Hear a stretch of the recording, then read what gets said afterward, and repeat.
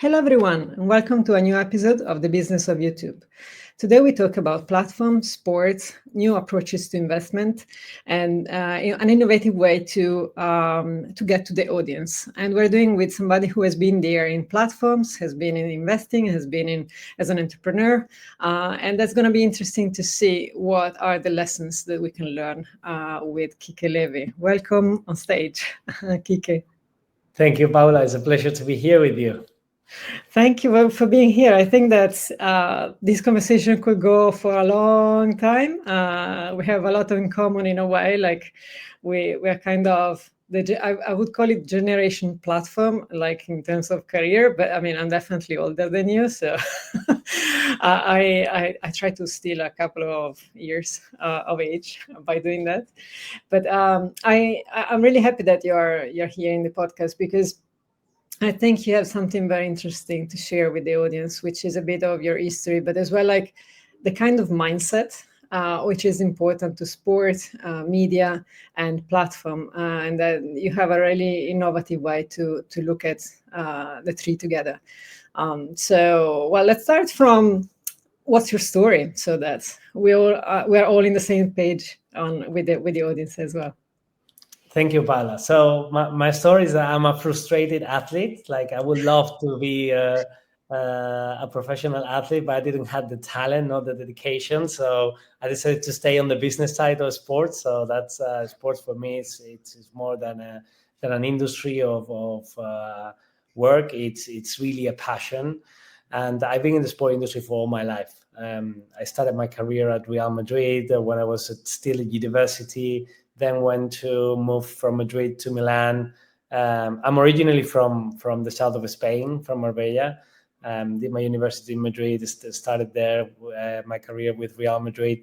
Then went to Influence Sports and Media in Milan, where I got my hands on media rights, traditional media rights for the first time. And after 2 years there, I was and a very short experience into finance, which I soon realized that was not my world.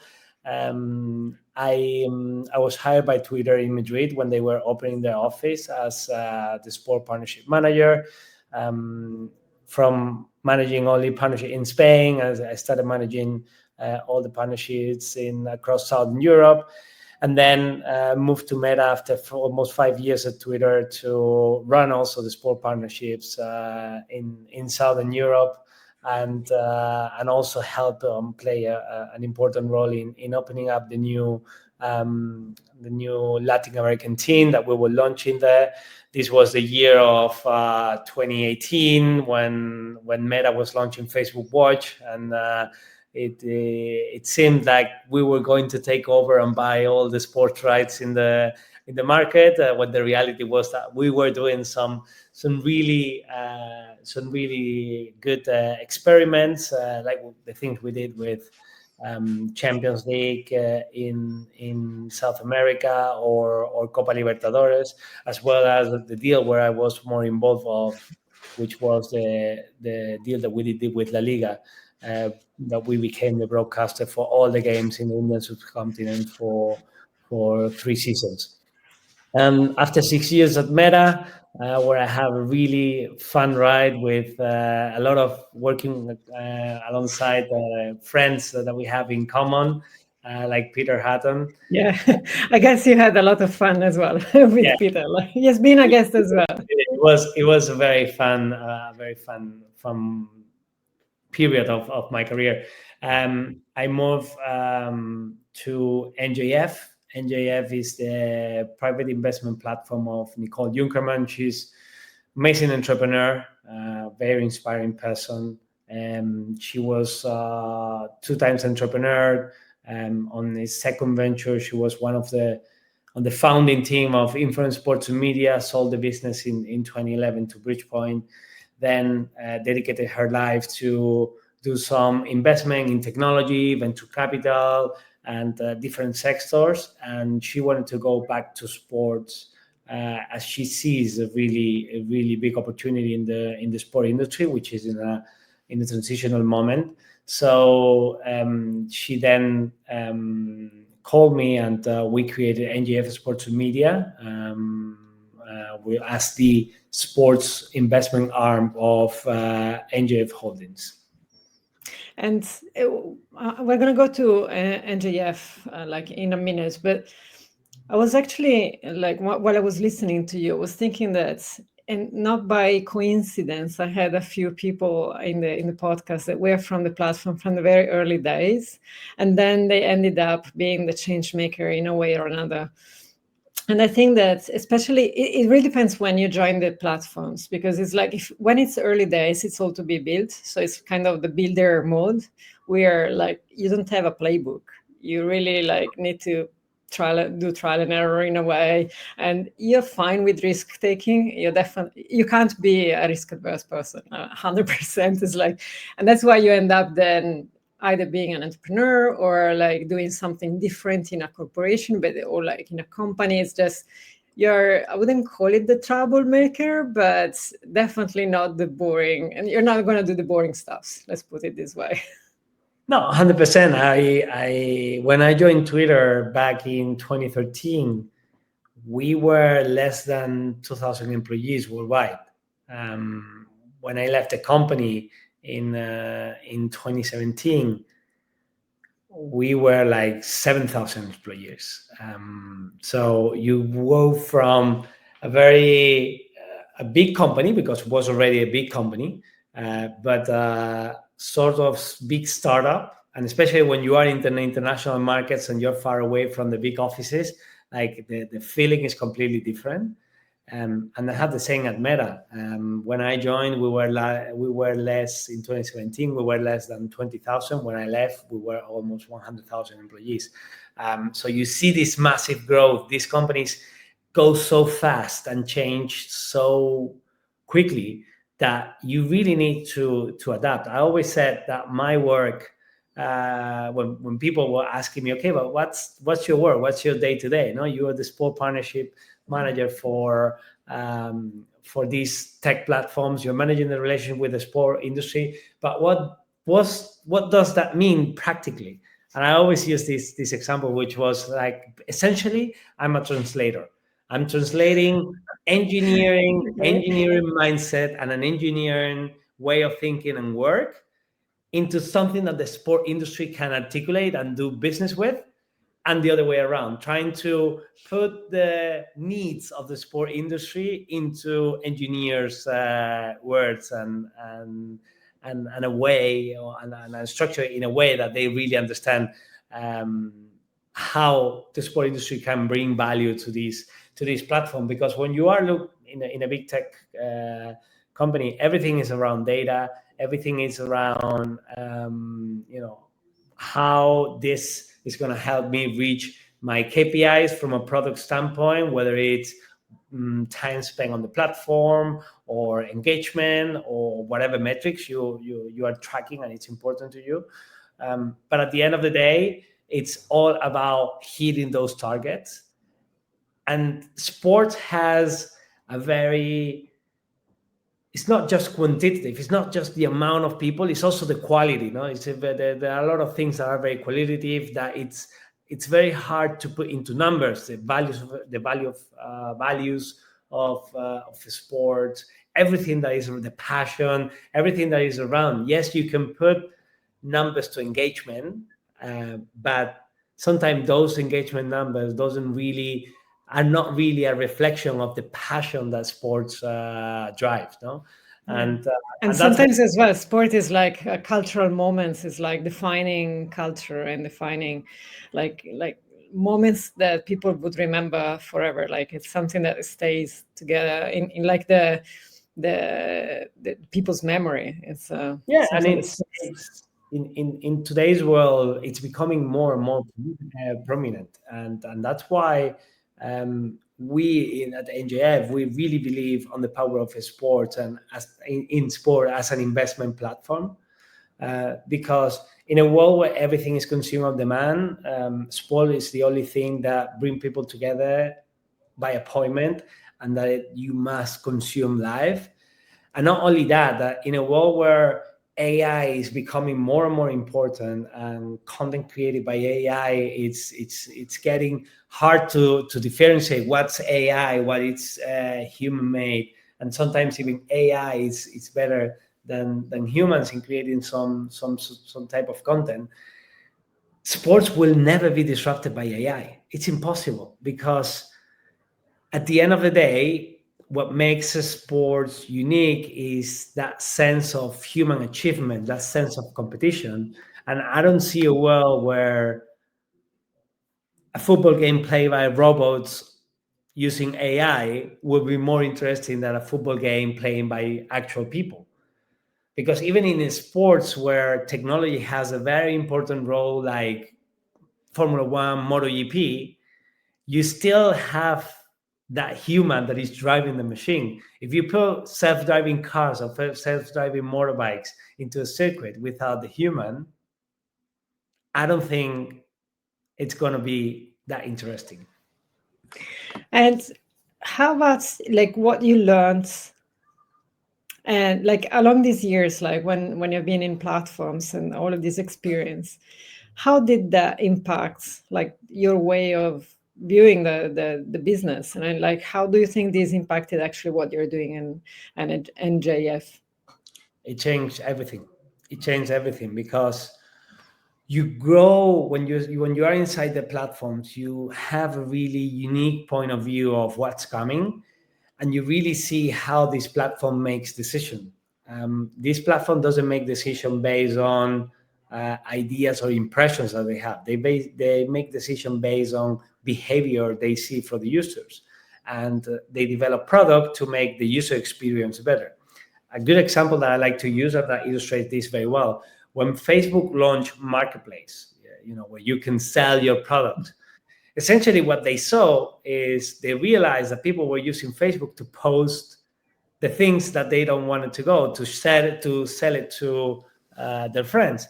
So essentially, the product team came up with a product, seeing a behavior that was very common in the platform.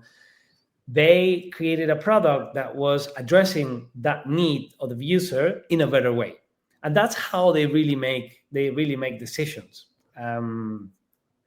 So when you realize that, and you realize that the platforms are becoming more and more important, you understand that you need to navigate the changes, and that everything can change, and you need to be ready to change at any moment. When I joined Twitter, was 20, as I said before, 2013. We were starting to have pictures on tweets. I didn't No, have. it sounds a bit funny now to say that. It's like pictures. I remember the first video product that I was pitching to the sport industry was Vine, which A were Vine, yeah, that was like videos. Instagram didn't had video. I mean, Vine was TikTok before TikTok, basically. Yes, yeah, it was actually the beginning of the creator economy, we can say, because a lot of the creators that are big on TikTok or big on Instagram started in Vine. But why I'm telling this story is because if the platform would have stayed the same, they will never survive the years that they're surviving. If YouTube would stay the same that it was the first day they created YouTube, it would never have become what it is today, and how prominent it is. And all the platforms are in a race. It's an extremely competitive market, because you're fighting for attention, and attention for the user it's hard. And getting that sense of speed and that sense of adaptability, it's super important for the business we are in, and especially for the moment we are in the industry. Another thing that has influenced a lot my thinking on the way I approach content strategy on the different investments we're doing is that people tend to look, and this is one of the most common mistakes that I see across the industry. I think there are I'd say 3 main mistakes that people do when they think about their content strategy. The first one is that they tend to look at platforms, at the different digital and social media platforms, as a single product. When in reality, everyone is very different. it's a portfolio of products. So let's take Instagram, for example. In Instagram, you have the content that you post on your feed, the content that goes onto your stories, the content that you post on Reels, the content that you see on Discovery, Live. All these things are different products. And if you want to be successful, you need to create content thinking in all the different products, because every product behaves differently. For example, in Instagram, when you post stories, that content goes essentially to your followers, because there's no place in the app where you can discover stories of people that are not following you. The only two places where you can find stories is if you see it on the top of your feed, or if you go to one profile and you tap into the profile picture. But when you go to Reels, for example, it's the other way around. When people get into Reels, you get an immersing experience where you are served content based on your interests. So if you want to reach people that are not following you, and your goal is to reach people that are not following you, you want to post as many Reels as possible. And at the end of the day, depending on your goal, you need to address your strategy. So that's the first mistake people do very commonly, which is, look at the platform as a single product instead of as a portfolio of products. People tend to think, all right, I'm posting for TikTok, I'm posting for Instagram, I'm posting for YouTube. But actually, you can take one piece of Reels that you're posting on Instagram, and that same content with very slight changes will work for YouTube as well. That's a good example. The second thing is that people tend to have KPIs, or tend to set their targets and KPIs with numbers of the platform.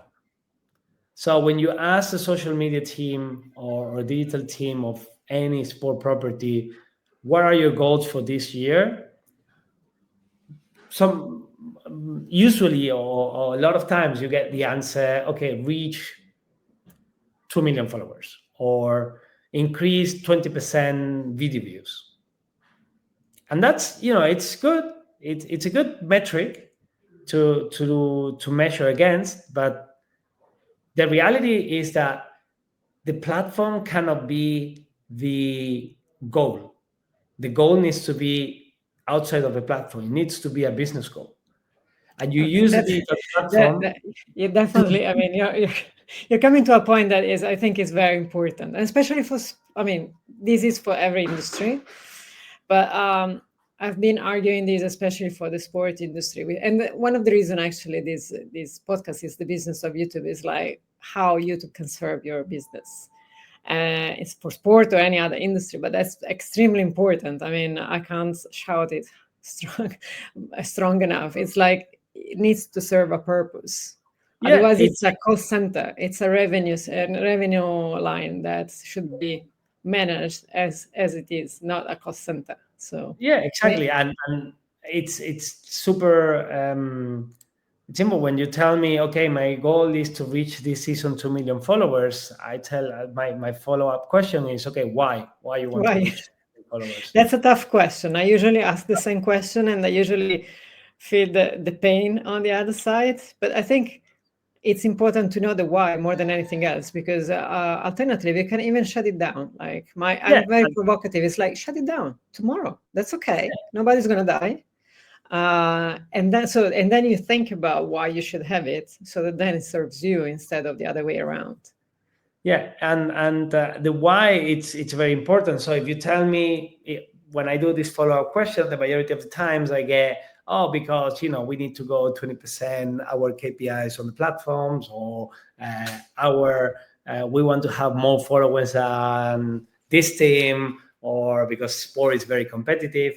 But I have very few people that answer me that question by saying, because we have a sponsor, and if we have 2 million followers, that will change the match, and we're going to renew this deal in June. We need to renew this deal with the title sponsor of our competition. If we reach 2 million followers, we have bonus for our sponsorship. Like no one gets you that answer. Or like, what is the commercial value of having X or Y, and what is the what is going to change the value because of like whatever the reason. Like I think that's very important, and I think it depends on the maturity on the market, to be honest. Yeah. But I think that's the most important question ever, to be honest. And the third mistake a lot of sport properties do in when it comes to the digital strategy is that they think that because they have followers, because they have a huge organic reach, they don't need to invest in marketing and they don't need to use the tools. So if you think that the big tech platforms are, if you take Meta and YouTube, we can say that, I don't know the exact number, I'm going to throw a number random, but maybe 60-70% of online advertising goes to Meta and Google. I don't know. It could be like, I don't know the exact number, but we're talking about. I don't know the exact number. It can be 60%, it can be 70%. So if you have all the great marketeers in the world using a platform to reach their users for the targeting capabilities that you have, for how cost effective, how it can help you drive your business goals, why are you not taking that advantage? Why are you not investing? Why don't you combine the organic reach? You have the luck or the luxury of having organic reach.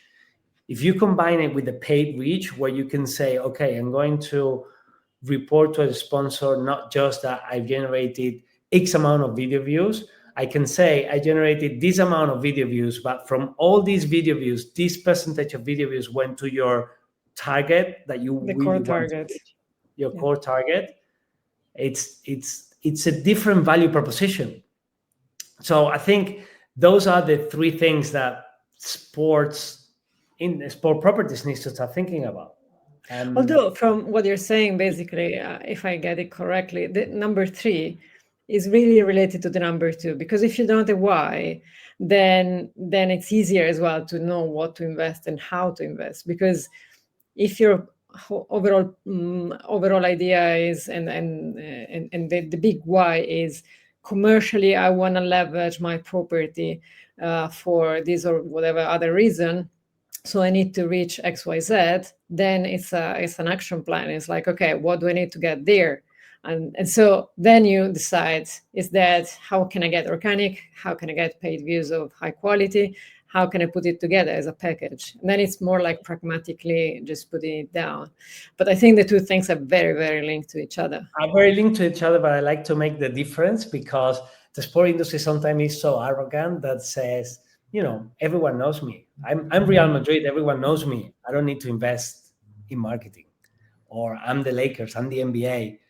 And yes, to a point, it's true. But if you become more sophisticated on the way you're investing your money, you can give to your sponsor a much better return investment. So you double down. Yeah, you double down, and actually you get a better outcome. Like you're already well positioned. Yeah. So the three things are: look at the platform as portfolio of products, not a single product. Make sure that you have very clear KPIs and business goals, and you're using the platform to reach those business goals, and don't only track against the platform metric. And the third one, make sure that you're also investing and making use of the marketing tools that will allow you to drive more value to your organization.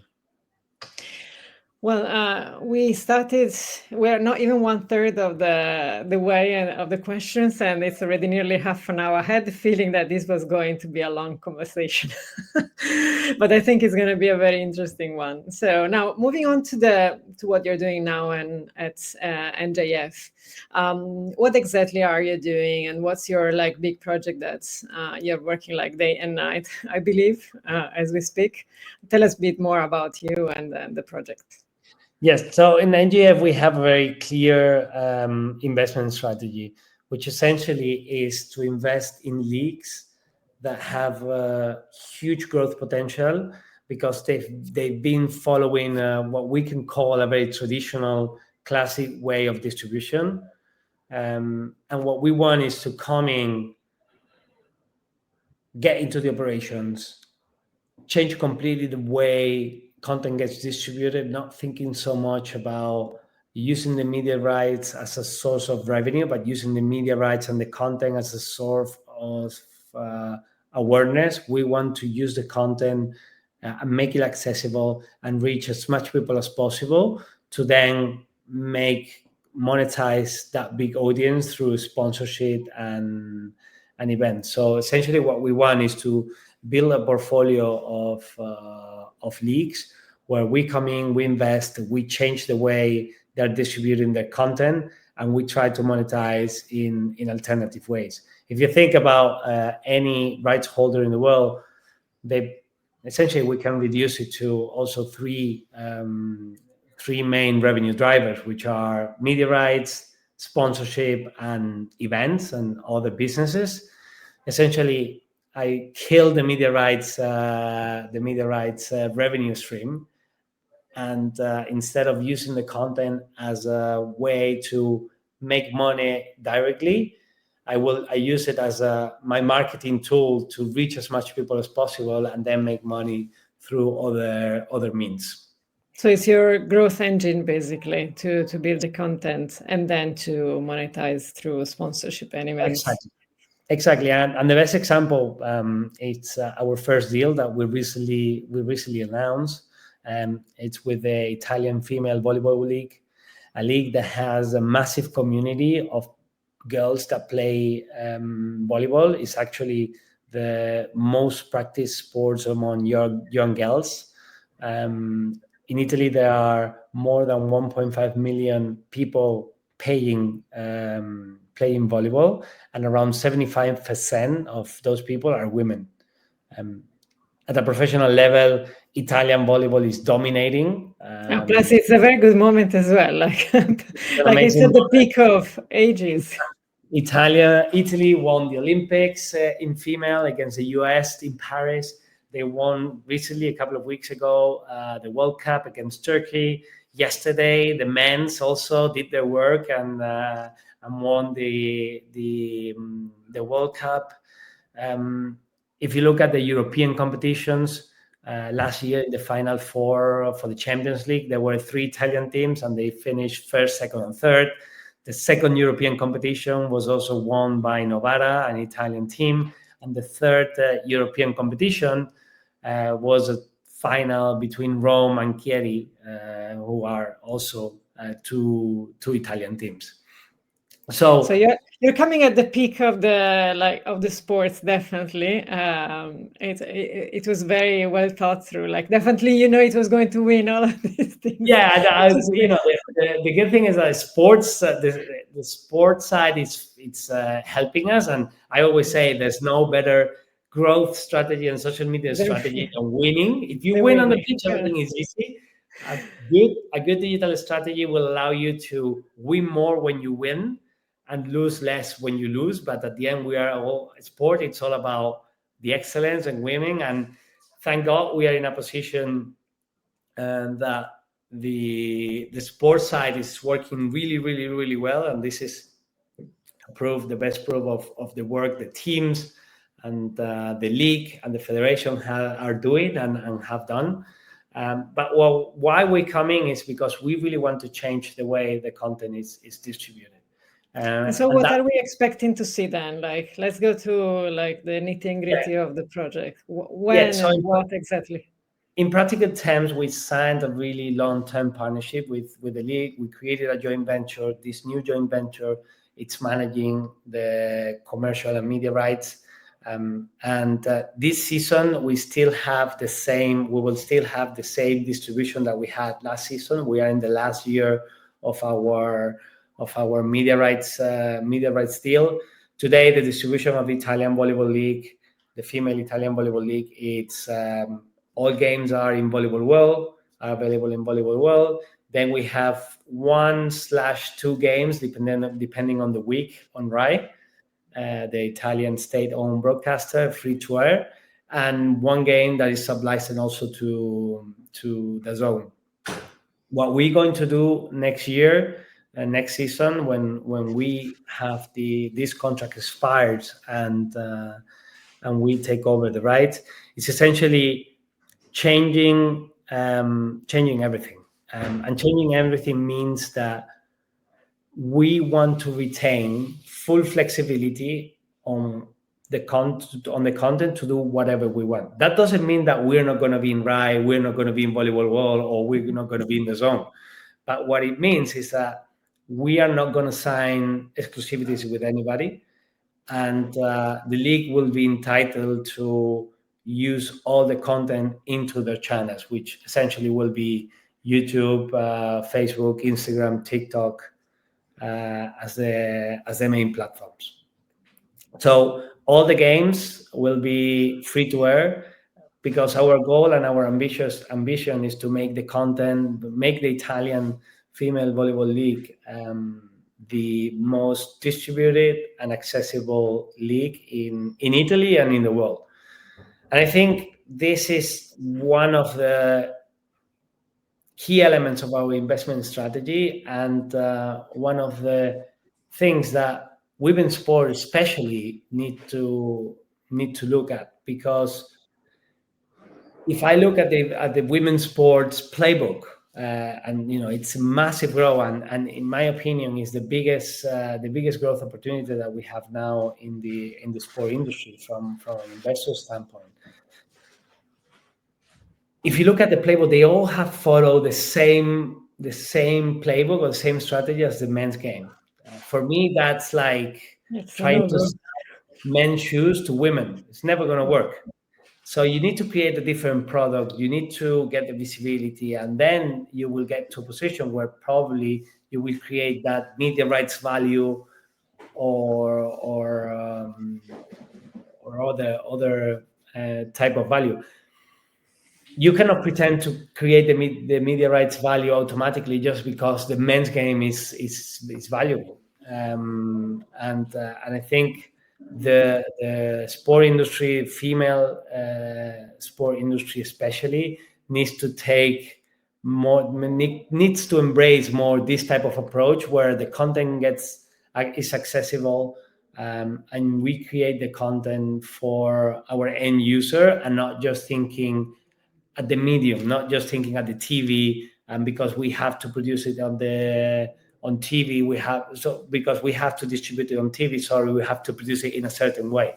Maybe not all the sports are meant to be and to be or distribute on TV.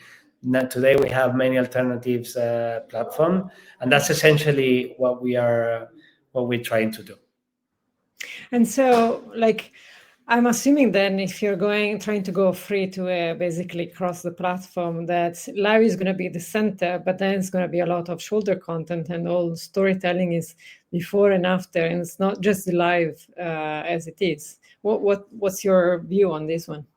Yes, so the live it's one piece of the whole ecosystem, and it's not just live and show the content and everything. Is also the channels where we're going to distribute the content, because sometimes right holders tend to keep all the content for their channel, but I don't mind if someone is watching Italian volleyball in the LVF, in the Lega Volley Femminile YouTube channel, or in the channel of one of the athletes, or in the channel of one of the teams.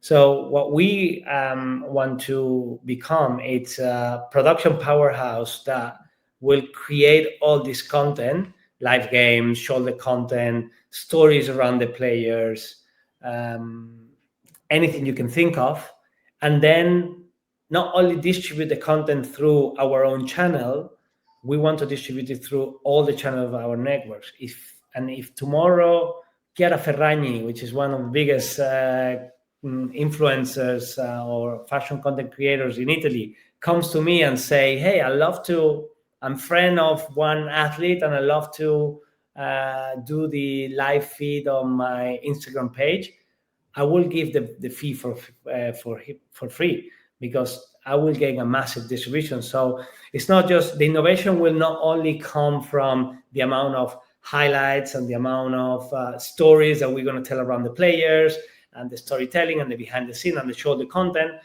The innovation, it's going to come also on the way we're going to distribute the content using anyone or any window that we can. That's the key and one of the pillars of our strategy. And the reason we're doing it is because we're now in a world where it's not anymore the user that looks for the content, it's the content that finds the user. We're becoming very lazy, also even for entertaining. How many times you go in a platform like Netflix to look for a movie, then you start scrolling. After 20 minutes, you say, oh, you know what, I don't know what to see. You turn off the TV, you get your phone, you start browsing YouTube Shorts or TikTok. So we want to be in every possible window. We want to be in the window where the people that want to consume the content and know they want to watch volleyball and know when the volleyball is happening and will turn on the TV, want to be there. But we also want to be when someone is, I don't know what I really want to do. I don't know what I really want to watch. I want to discover something new. And by creating that amount of shoulder content, highlights and everything, we're going to reach those people. And the best thing and the way we're going to monetize is not directly through the monetization of the platforms, because at the end, that's one of the biggest challenges when you talk about these type of strategies. The first thing everyone tells you is, okay, but YouTube will never pay you with their monetization product, will never pay you what a TV network pays you. It's impossible because it's a fact. That's a fact. It's a fact. So, but at the end, what I'm selling is not the ad that goes. Exactly. That's not the point.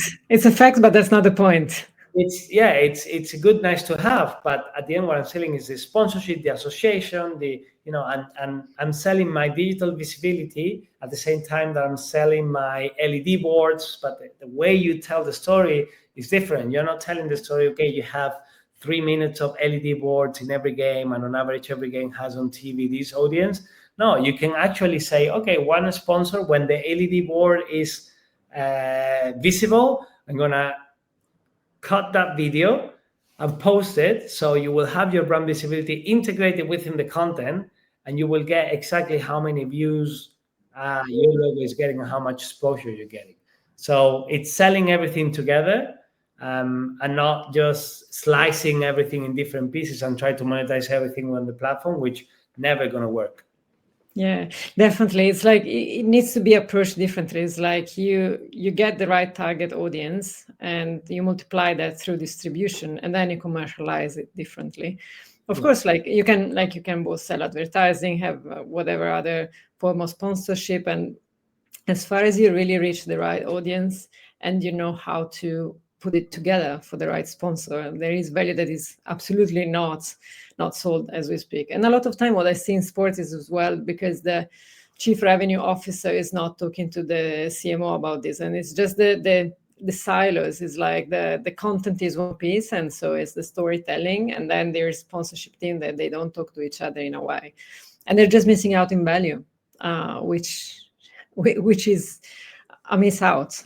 So I think that it's very logical from my point of view, but I appreciate that it's not the current way of thinking. So what you're doing is really innovative, and I can see the being the black sheep, because you're coming from the platform in a way, so you understand distribution first, which is extremely important, and you build the value on top of it. Because when you have like massive distribution, then it's a nice problem to have. And it's not about the 20%. Like, okay, how do you multiply 200%? Because you want to actually get that reach, or 2,000% is like real proper growth. And then you can monetize it. And you're going to read the data, I assume, and then probably just build something that you didn't even think of from a commercial point of view. Yeah, there are, I think, having said that, there is one thing that you really need to look at it. So when you look at the data, engagement is not just numbers. It's information that is telling you what content performs and what content doesn't perform.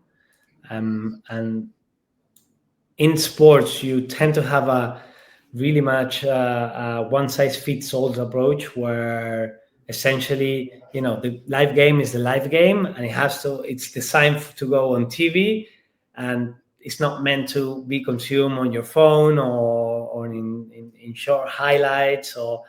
So you really need to take the content, adapt it, change it, try different things, and develop like a try and error mindset, where you try one thing, you try different content. If it doesn't work, you try a new thing, and it has to be very on the go. You cannot have a very defined strategy where you say, oh, this is my calendar, these are This my is games, it. content I'm going to produce, this is it, this is my product. No, your product is constantly iterating. And the iteration doesn't come only from what's happening on the pitch. It comes also from the inspiration that you get from other creators, other content, so other publishers, that if you see a trend or you see something that's going on, Jump on it. jump on it. It's I have set up a way, and I think it's really, really funny thing to do with the team. It's like we have a group on Instagram, and on the different social platform, we have a group where I want everyone to share when they see something they like, they need to share it there. I don't care if it's from a content creator, from a fashion influencer, from when they see something that they like, I want them to share it then.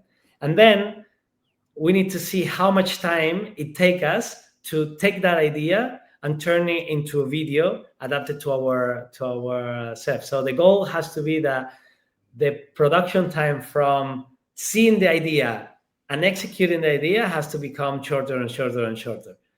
I'm curious of the results, because it sounds like it's going to be a lot of fun, it's and lots of good. creativity. It's a lot of fun because everyone is sharing. Maybe the one, FC Barcelona shares something. Someone shares something from FC Barcelona or from NBA or from Netflix or from Chiara Ferragni, and then the challenge is how fast are we in trying that. And I think that's the most.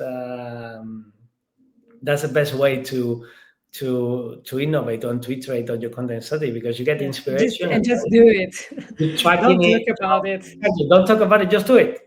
And you do it, and let's see. If it works, excellent. If it doesn't work, don't try again. But look at the metrics and continually circle back and see what's performing well for you and what's not performing well. That's the key for me. That's the key to success on social media as well. And now, last two questions, because I don't want to steal too much of your time. What do you define as success? Because it seems very complicated to define, because it's all about being fast and trying different things. So what do you define as success of this new venture? Well, the success is going to be at the end of the day financial. No, all people that are in investment will judge the investment, the success of the investment based on the return they get. That doesn't change, and it's the same to across all business. But for me, success will be really to reach as much people as possible and make. In this particular case of Italian volleyball, one of the biggest sports leagues in Italy and in the world. We are already, the Italian Female Volleyball League is already the second most followed league in Italy after Serie A football. We are at 1.2 million followers in aggregated, and Serie A is at 35 million, something like that. I was asked recently what is the ambition of this project, and I told the journalist that the ambition of this project is to take over Serie A. And he looked at me like, well, that's a little bit too much, no? In a country like Italy, where You never know. Football it's so dominant. I say, yeah, it's ambitious, but at the same time, I'm going to be able to do things that Serie A will never be in a position to do. I will have a flexibility with my content. I will have, I will be able to do things that they will never do. So maybe if the platforms, if I hit the right buttons in the platforms and I reach the right people and I create the right content, maybe I can get a bigger audience than the Serie A on digital. Because the proof is that there are many content creators that alone from their home have bigger audience than the Serie A. So why I cannot be one? It's clear that if I play the same game, No, you can't play the same. You need to change but if I game. play a different game, maybe I get more audience. Who knows? Ambitious, but not impossible. So Yeah, it's ambitious, but obviously not impossible. So success for me, in summary, it's outside of return investment. Obviously, it's really grow the league and become top of mind for the general public, not just the people that are passionate about sports. And I think, especially the sport industry today, the people that are working in the sport industry today, I think we have a huge responsibility because we are a transition generation. We were the last generation that lived without digital platforms, and that transition into digital platform. All the new generations that are being born now, they are digital natives, and we have the responsibility to transfer a bit the values of how the world was when there was no digital platform. And we also have as an industry, we have the responsibility to transfer also the value of sports to the next generation. And that's why we really want to focus on target younger audiences, because we want to really, and our why we're doing it beyond the obviously the financial return. The why we have and our mission is to connect to this next generation of fans, to transfer the value of sports to this generation. And very last question: what are you most proud of? Well, that's a difficult. It's a difficult question. It's my favorite one, to be fair. I say it depends. It depends on the answer. Depends on if you look at my professional career. If I look at my professional career, without any doubt, one of the things that I'm more proud of was when we did the deal with La Liga in India. That was back in 20. We started the negotiation in 2017 and we signed the deal in 2018. That was really a highlight of my career, because for the first time, a major rights holder was using Meta to distribute all the games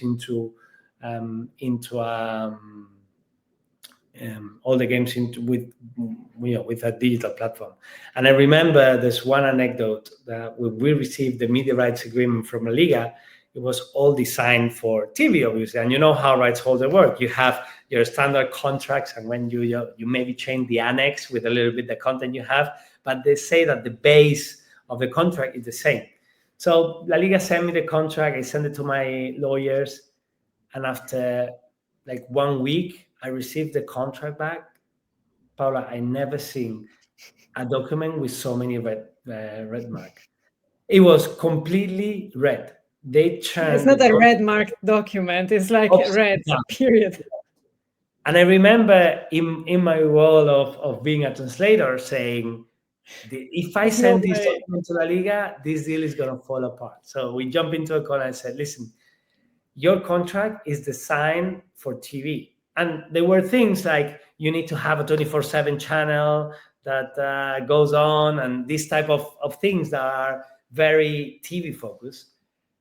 I said, we need to come up with a new contract that is not following or adapt and change completely your media rights contract to make it work for the digital platform. I think that was, on my career, one of the things that I'm most proud of, because it was the first time that we move a major rights holder to essentially, because you have other rights holders that were using digital platform to maybe broadcast a piece of the content, but going to a market with everything on one place and with 100% digital distribution, it was the first time. So on the professional side, Definitely a defining moment. yeah, I think that was a defining moment. And then on a personal side, recently, like 1 year ago, I did my debut as a amateur boxer. So I fell in love with Wow. this sport, and I think that's what made me more proud recently of my frustrated athlete career. So you changed sport career. Yeah. Nice. Well, thank you very much, Kike. It has been very interesting to listen to your words and your mindset. Very much good luck for the future success of your new venture. Every innovation deserves a lot of luck. It's going to be a hard work. We all know it. And I'm sure you're going to put a lot of work towards it and a lot of passion, which you can see from the way you speak about it. So really good luck for that. And hopefully, like maybe we can have a follow-up episode in a year or two and just see how things are going and how many innovations did you try with your team. I'll be delighted to have that follow-up episode and see how things are progressing, because one thing I always say is that this is a very personal, for me, it's a very personal project, because I spent 11 years of my career between Meta and Twitter telling the sport industry what they should be doing in digital platforms. Now I'm in a position where I can actually execute all those ideas, and two things can happen. One, I turn back and I say to all the sport executives that didn't follow my advice completely, you were right, this business doesn't work. Or two, I turn back and I say, hey, I've been telling you 11 years that you should be doing things this way. Now I try myself and I demonstrated that it worked. So it's going to be a good personal challenge.